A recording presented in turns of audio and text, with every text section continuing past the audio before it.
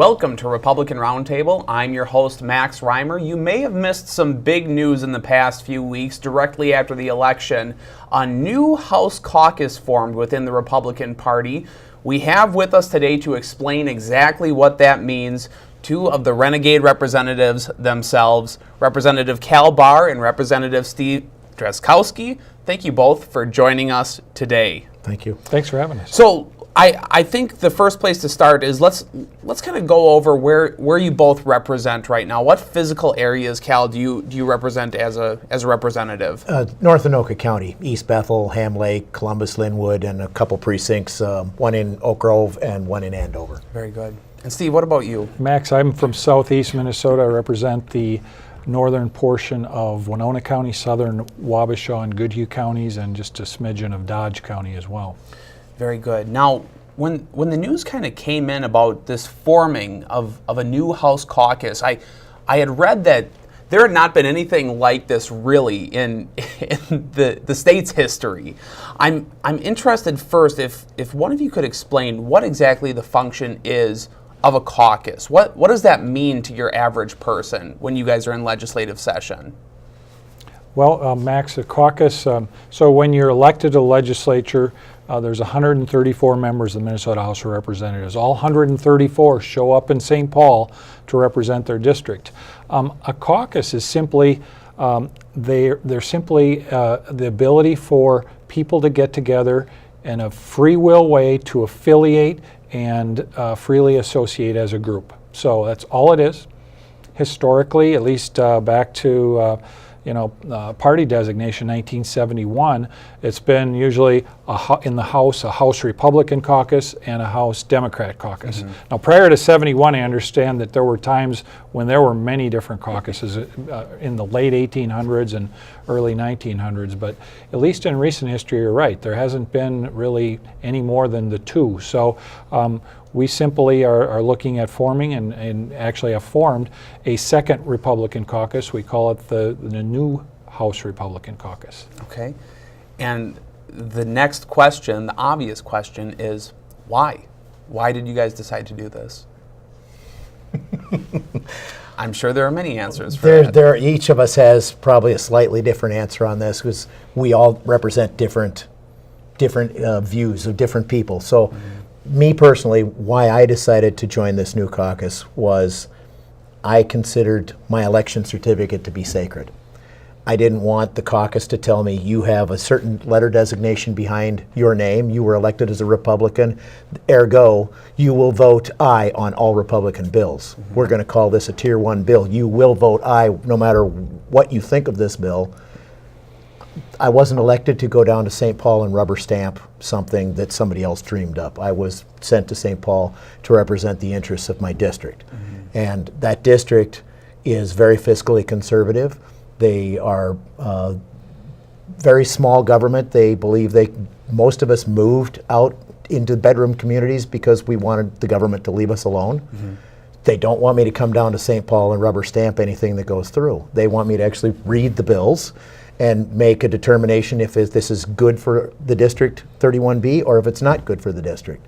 So for me personally, it was the caucus telling me how I'm supposed to vote on things, mm-hmm. and then the arm twisting that goes behind it. It's like, I can't do that. So when the idea was broached of forming a new caucus, the other four members of the launching members of this new caucus, the new House Republican Caucus, are all very similar, like-minded to myself, mm-hmm. so we can actually spend some time, go through bills, and propose the amendments to the bills that will be coming through that will more accurately reflect the views of our districts. Steve, was it a similar reason for you, or did it, because I know, Cal, you had made mention that you all kind of did this for some of the same reasons, but slightly differing reasons. Mm-hmm. Was there anything different that Cal didn't mention that really sparked a passion in you to do something like this? Yeah, I mean, I guess my response is similar to Cal's. Free association means that you have to have the ability to freely associate and the respect that goes with that. Now, there's different types of leadership styles I think that you can see that happen in organizations. Cal was talking about when a bill comes to your caucus for discussion prior to going to the floor. And in the past, there have been times when the discussion has been, okay, here's the bill. Now, who's going to vote? Anybody that's planning to vote against this bill? And if you raise your hand and take the ire of that particular leader or group and put up with that over and over and over at various times, it begins to drain on you. The other alternative approach or alternative leadership style that I've seen work and works really well is one that says, okay, here's the bill. How many people are opposed to it? And we need to get out of here with the requisite number of votes in order to make this bill pass. Let's find out what we need to do. Do we need to change the bill to get people on board?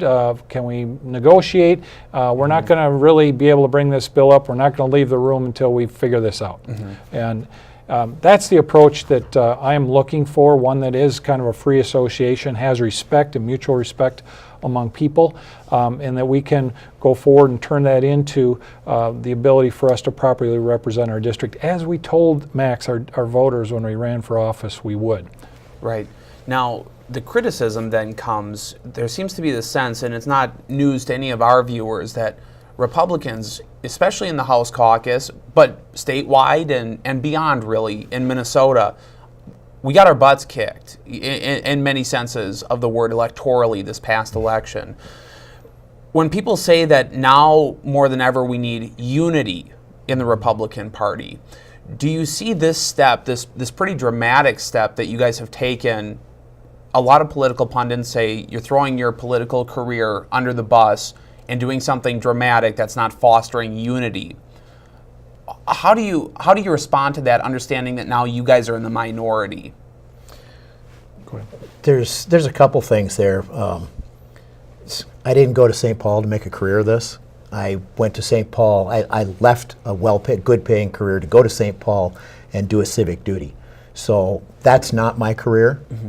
And if the people of the District 31B decide that I'm not representing them, they will let me know, and I won't be there anymore, and that's fine. It's their job to decide if I am representing them or not representing them.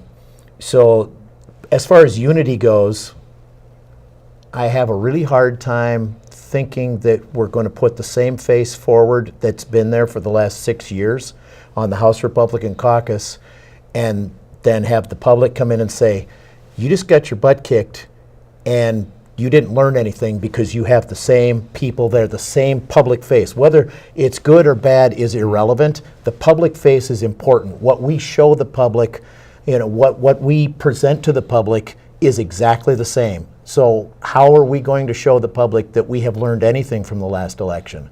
So then you come back to the unity part. Well, sometimes you need to go in, if you're going to be unified on something and we lost, we have to go in and say, this didn't work, this didn't work, this didn't work. If you want to put it into a sports analogy, you can look 2 weeks ago, the Vikings just got trashed. They fired the offensive coordinator, and what happened this year when they had to break something? They had to go in and upset the apple cart, change the management a little bit, tweak this, tweak that, and then they came back. Now they're firing on all cylinders, and they won this week. I mean, this is the same, to me, in my mind, it's the same concept. We need to put a different face forward to show the public that we learned something from the last election, and this is what we learned, and articulate to the public a better vision going forward, or a different vision, and then let the chips fall where they may from there. Steve, anything to add beyond that? Because it does seem beyond just a career for a career's sake, right?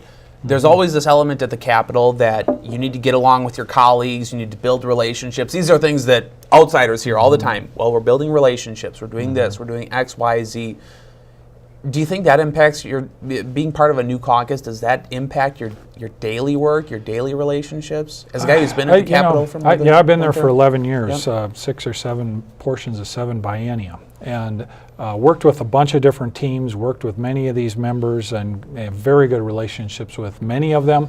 And I don't see on an interpersonal basis between myself and those other members in the other caucus, I don't see that changing. So that shouldn't change. What we're really changing is the way we organize ourselves, the way we meet, that type of thing. And I've also heard the criticism, okay, well, your first step here is to divide. And no, that's not.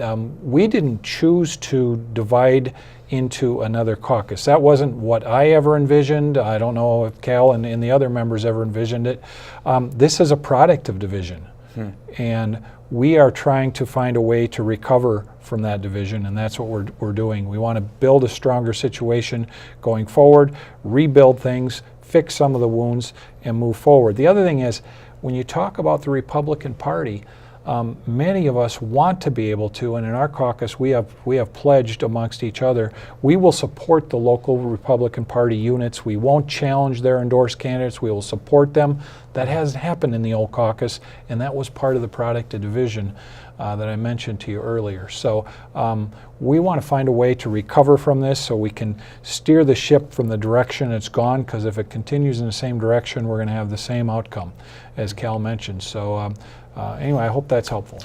It certainly is. And to that end, I am interested in what you both have heard from your colleagues. Do your colleagues in the House seem open to this idea? Have you gotten positive feedback about more people wanting to join the new House Republican Caucus?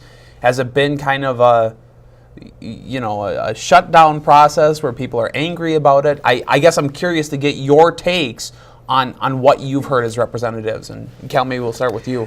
I would say all of the above. Okay. It just depends on which person. So the higher up in the management hierarchy, the more upset they were, and the better relationship each of us had with a particular member would be more curiosity. So I've had everything in between from, you can't do this, we're taking away your staff, to, if this works, I might come over and join you. And everything in between. There's been some more like curiosity. What's going on? What are you guys doing? What's your strategy going forward? I don't see, how does this get us to where we need to go? And you can have a really good conversation with that and say, this is where we intend to go. This is our vision forward. Come on board. Let's do this together. But that doesn't mean that we all have to go in and submit to the same management style. And, sure. and management leadership is, that's, I don't know, some people would call it splitting a hair, but yeah. Management to me is, we're going to tell you, we decided at the top, we're going to tell you how you're going to do everything you do. Mm-hmm. Leadership is, I have this great vision, let me explain it to you, and when I get done explaining it, you will willingly come my way. You will want to be part of the team. Mm-hmm. That's not something that's been fostered. What's been fostered is the heavy hand of, you will do what I say, when I say, how I say, mm-hmm. As opposed to, here's my vision, join me. Okay. Steve, similar experience, or yeah, I'm sure that people in the caucus had looked to you specifically. Again, you have served for 6.5 terms, it sounds like, and people probably looked to you as a leader within the caucus prior to you leaving and forming the new House Republican Caucus. What has been the feedback to you specifically? First of all, I think, Max, it's going to be very interesting going forward to see how some of these dynamics play out, because the natural inclination is for members to work together and foster collegial activity. I mean, Cal and I and the other members of our new caucus work together very well with many and nearly all of the old House Republican Caucus. Many of us also work very well with many Democrats. Mm-hmm. And I can only see that continuing, and that's the natural way for things to go. At the same time, I'm hearing now in the last week or two since we formed this caucus from management that they are asking or putting pressure on some of those members to not work with us. And if there's going to be more of that type of divisive stuff coming from that direction, it's not going to be helpful. It's not what we sought, and it's the reason we're here right now, and trying to seek a better place, a better process, and a better ability to represent our constituents.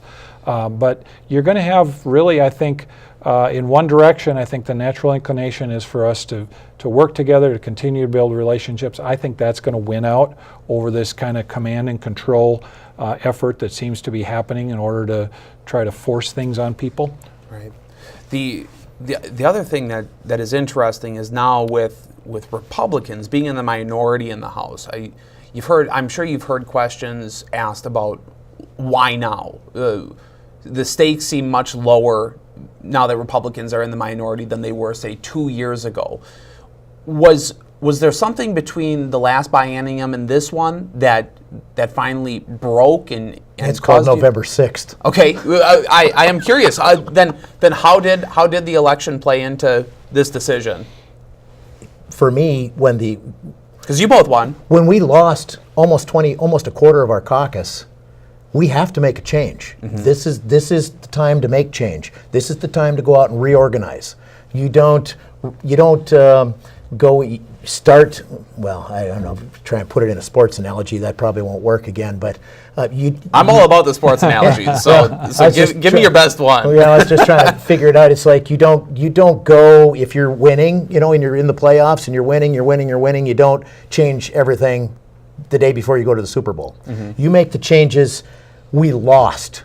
That's when you come in and you make your changes. November 6th, we lost a quarter of the caucus. Now's the time to make the changes. Now's the time to be super hypercritical of ourselves and say, this is what did work, this is what didn't work, this is how we need to present ourselves going forward. We need to do more of this. Is this what our constituents want? Less of this because they really did not appreciate this. Mm-hmm. So independent voters and suburban women just totally turned off with what we were doing. So now is our time to come back and say, this is what we have to offer you. Here's our vision going forward. Talk to us. Is this something you're receptive to? Now is when we make our changes. Not you don't make your changes when you've won. You don't win an election and then say, okay, now we're going to change everything. Right. We lost the election. Now's the time to change. Yeah, and to that end, it sounds like what you guys are doing, you obviously are doing it because you believe in a new form of representation. And I think the counter to that, right, would be that just because things are going bad, if you really believe in something, you would have done it while things were good, right? Because you really believed in it. I'll just offer Yeah. as kind of part of that same original question. In the last few weeks before we decided to move to this new caucus, we had discussions in the old caucus about some of those kind of taking down analyzing, if you will, Mm-hmm. the outcome of the last election and what happened. Well, we had the old House Republican Caucus spending money from their campaign committee against local Republican units. Mm-hmm. And then coming in after the damage was done and spending more money to try to put Humpty Dumpty back together again. Very counterproductive. We tried to make that change in the operational rules of that old caucus. We were rebuked in that and did not prevail. We were critical of the fact that the old caucus would not share data with the state party and with local units of the party and other organizations that work together on the Republican team. Mm-hmm. And that's the team that's important in the state as we go forward. It's the Republican team as we go forward. And this new caucus team that we're forming is very respectful and very supportive of that Republican team going forward. And we really think that's what we need to have a focus on. I do think that is so important as we kind of all observe what happened less than a month ago, that we all get on the same page in some form or fashion. And I'm curious about, because wrapped up in the caucus itself, there's infrastructure and there's campaign finances, and there are all of these things beyond just legislating that exist within the caucus, at least rhetorically. I'm curious from a long-term strategy perspective, is that something you guys plan on doing, is fundraising and maybe forming a political PAC of your own or things of that nature, a campaign arm, if you will? It might be a little early to be talking about that. Okay. Let's get to the first day of session and get the session moving first, and then Sure. then we can sit down and see where we're at that point. Sure. To that end, short-term strategy. What are some of your short-term goals that exist within the new House Republican Caucus this session? What are some things you hope to accomplish? Well, first of all, we're working on getting our staff organized, and we have been allocated 3 different staff members, and we're in the process of hiring those staff and defining the job description and getting organized with them as we go forward, building our communication networks and the tools for that. So that's really step 1 and goal 1, to get those functioning effectively. And then number 2 would be to develop really that kind of bill analysis and communication mechanism that we need to do with our constituents as we go through the process of the session, and we make decisions individually on bills as we go forward. So I think those are probably the 2 things that really come to mind right now. Cal, is there anything specific beyond that from a legislative agenda perspective that you kind of foresee this next session? From a legislative perspective, it's try and do as little damage as possible, Right. put the brakes on things. But to the other side of that, there are things that the Democrats are probably going to bring forward that I am more than happy to vote for, that our caucus, the old House Republican Caucus, had done its darndest to make sure never saw the light of day. Civil asset forfeiture is something that very likely could be up, and I'm a firm believer, if you don't have a criminal conviction, why should the government come steal your stuff? You know, you should have that criminal conviction before, as opposed to you got arrested, now we're going to take everything before you even go to court. That's something that needs to be reformed. I'm more than happy to work with the Democrats on that. There's some other civil liberties things that I know will be coming forward.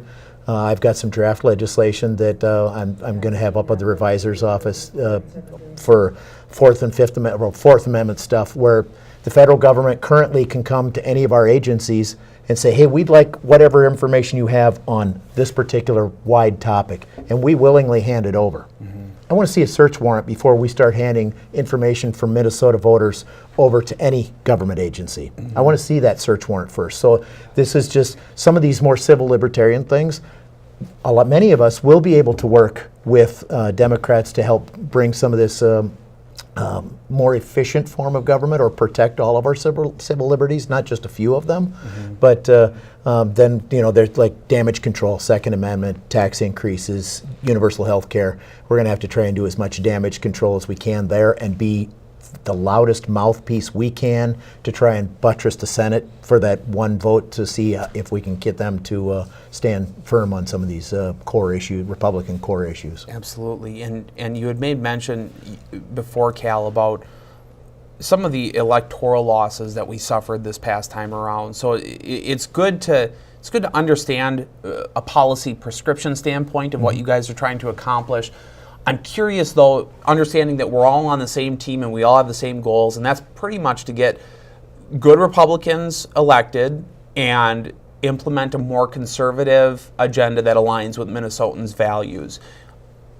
How does this new caucus improve our situation electorally in Minnesota? How do we get new and better candidates elected through something like this new caucus? Well, I think if we do venture into that area you talked about we could eventually form a PAC or something like that and get involved. But even if we don't do that, we can get involved electorally by helping the local BPOUs. And that starts with, and back to some of the things Representative Bahr was talking about, we need to do a good job of inventorying what the Democrats are doing to Minnesotans this next 2 years, because they're gonna pull the governor off of the engine, and they're gonna let it rip. And they've got some very ideological far left members that are coming in, and they're hungry for their appetite to enact their far left agenda. It is going to be there's going to be lots of fruit to pick, Yes. if you will, Certainly. as we look at things that we need to share with Minnesotans, and especially in those districts that we need to win back. So I envision our members of our caucus working directly with those BPOUs, sharing with them the things that have been done to them, and what their current representative who may be renting their seat in a Republican district, because there's a bunch of those, and we need to win those back, and we will win those back. in sharing that information with them, and then helping them turn that into a local message that can help them in their endorsed Republican candidate be the one that emerges through the process and wins that seat in the next election. So this was obviously big news when it first came out. There was a press release that got a lot of traction, at least as I monitor social media and see things of that nature. How should people respond to this, or how can people get involved in some form or fashion in this new caucus? Or is that something you guys are looking for help in any? I guess, what is the takeaway for you guys, for our audience, for this new initiative, if anything? Well, I will just add, directly, really nothing. I mean, again, this is a freedom of association, the ability for us to affiliate together, and so that's what we're doing. Simply a place to meet. We're meeting in a different room. Okay. Is what we're doing. But we're also going to have some messaging functions that we're doing. That would include, we'll have a website, we'll have social media accounts, etc. So I would say engage us that way, get involved that way, and we will help engage them as well as we go forward. I'd like to add to that, engaging on the social media and us being engaged with our messaging in the local BPOUs. But last session, I got quite a few phone calls. It's like, how do I get involved? I've been thinking about running for office. Mm-hmm. So if we do our job correctly in this new caucus, there will be people coming to us and saying, I'd like to run for office. What's it take? What's involved? Explain it to me. Mm-hmm. We will probably be part of candidate recruitment just by doing our job correctly. Mm. It will bring the people that have been disenfranchised back, and some of them will say, hey, there are a few like-minded people down there. Maybe I want to give this a try.